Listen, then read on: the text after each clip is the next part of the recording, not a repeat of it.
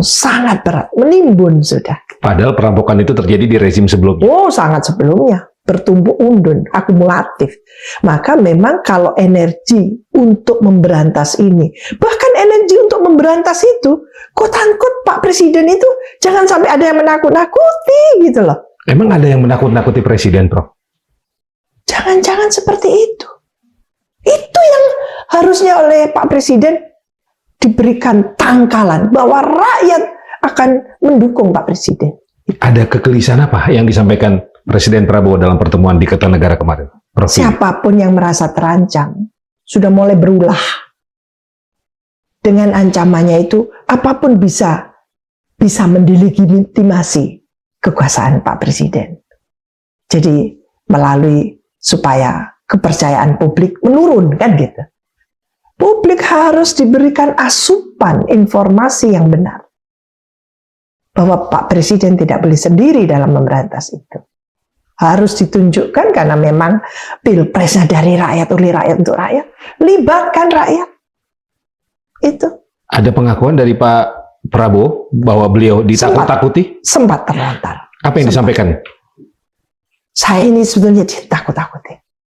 Lalu kita bilang, tidak perlu takut. Bapak adalah RI 1. Kepala negara dan kepala pemerintahan. Bapak Presiden punya otoritas, punya fasilitas, punya rakyat dan sebagainya. Siapapun yang menghalang-halangi Indonesia menjadi maju dan sejahtera, patut menjadi musuh bersamanya rakyat. Siapa yang berani menakut-nakuti Presiden, Prof? Itu yang tidak disebutkan. Tidak disebutkan. Tapi kita sudah bisalah menduga. Bisa memprediksi siapa itu. Dan sempat juga disebutkan bahwa hanya sedikit kelompok atau jumlah orang menguasai modal atau kekayaan alam Indonesia. Sedikit saja. Apakah berkaitan dengan yang sedikit itu? Jadi ada kekuatan ekonomi yang menakut-nakuti Presiden Prabowo Subianto? Tidak terlontar seperti itu. Tapi Bapak Presiden sempat dalam presentasinya tentang menjabarkan tentang program-program pembangunannya itu yang berkaitan dengan ekonomi itu sempat terlontar bahwa hanya sedikit jumlah orang yang menguasai modalitas Indonesia, kekayaan Indonesia. Jadi timpang memang. Maka jumlah kemiskinan Indonesia itu sulit untuk diberantas karena ya tadi itu. Ada monopoli-monopoli yang luar biasa oleh oligarki. Dan itu menjadi pengetahuan umum tentang oligarki yang menguasai modalitas Indonesia, modal Indonesia, dan sebagainya. Sebagai Presiden ditakut-takuti oleh kekuatan ekonomi, apa yang sudah dan akan dilakukan oleh Presiden Prabowo sebagai pemimpin bangsa ini? Beliau tidak gentar. Seperti dalam sambutan-sambutan banyak hal. Tidak takut. Apapun untuk rakyat dihadapi. Maka awal cerita beliau tentang waktu kita baru datang memberikan ilustrasi bagaimana dia dibentuk oleh keluarganya tadi itu. Apa maknanya, kaitannya? Bahwa dia mulai kecil sudah diberikan asupan tentang seorang pejuang, seorang negarawan, seorang yang punya empati kepada negara bangsa, kan gitu. Jadi udah beda. Lain. Kalau orang sudah sampai eksplisit, saya tidak takut. Silakan saya takut-takut, saya tidak takut. Kan gitu. Itu sudah modalitas bagus seorang pemimpin. Iya. Hanya kita sebagai rakyat jangan membiarkan dia jalan sendiri.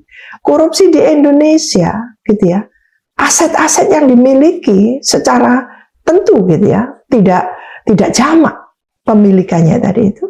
Tidak hanya menjadi pekerjaan rumah presiden, kita semua. Ya, Prof, nyuwun sewu saya potong. Terkait dengan adanya pihak yang menakut-nakuti Presiden, apakah itu bisa kita baca dari situasi yang terjadi di pasar modal?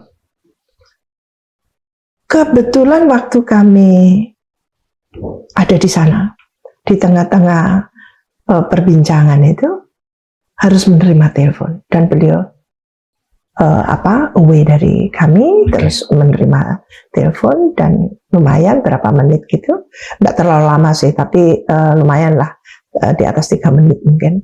Balik lagi, good news, ternyata ada 4 ya kalau nggak salah dari OJK dan Bursa Efek, Bursa Efek yang mundur gitu.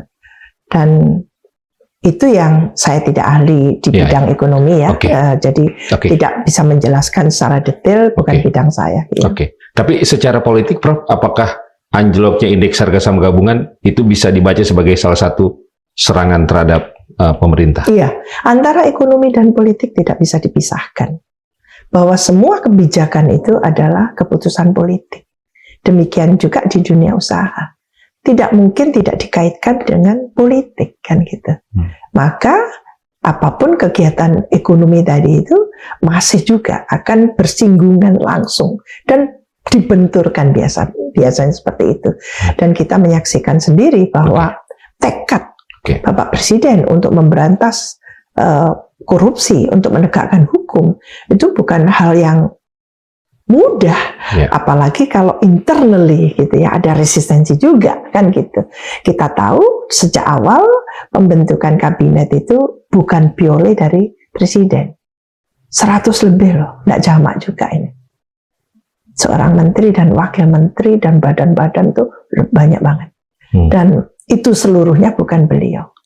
Sebagian adalah pilihan itu bukan Pak Prabowo. Maka ini yang bisa secara internal menjadi kendala tersendiri lah. Ini birokrasi kita ini kan roda pembangunan, Mas Marci. Jadi itu sebenarnya. Prof, ada kegelisahan apa lagi yang disampaikan Pak Presiden kepada 5 tokoh yang kemarin mengadakan pertemuan di Kertanegara? Beliau sebetulnya kepingin MBK itu berhasil. MBK itu harus berhasil, koperasi desa itu harus berhasil gitu. Bayangannya bagaimana membangun Indonesia dari bawah, dari desa, Asa Cita ke-6 ya. Itu betul-betul terjadi.